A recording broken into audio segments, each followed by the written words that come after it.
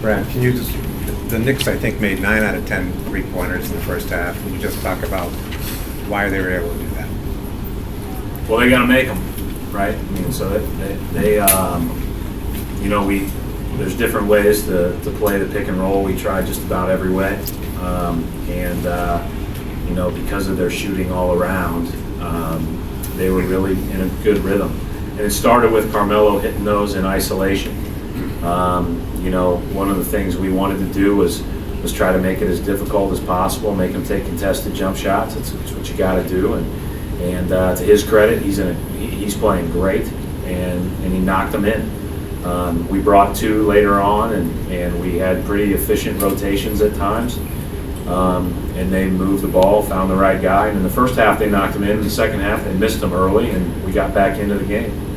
But to their credit, they were executing at a high level with a very small team, very fast team, very skilled team, and they used that speed to hurt us on the other end of the floor too. Coach, in the third quarter, Jeff Green obviously had a big offensive spurt there, but were there any adjustments you guys made defensively to limit the Knicks during that quarter?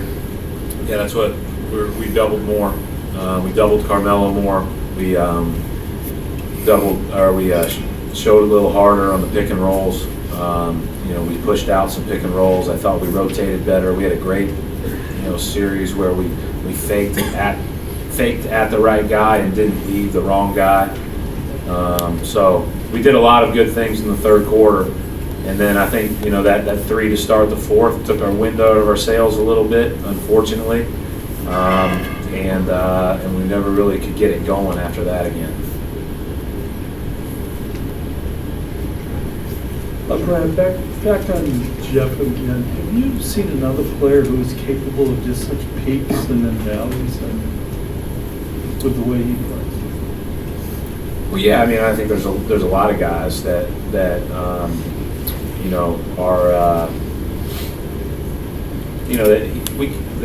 aren't going to score 27 a night, that have capability, that have the ability to do so on a given night. I think that's not unique to the league. I think the league is full of guys like that. I think that's really what separates the Carmelos of the world and the Durants and the LeBrons is they can do it every single night. And but that's not a knock on Jeff. That's just it's a compliment to those other guys.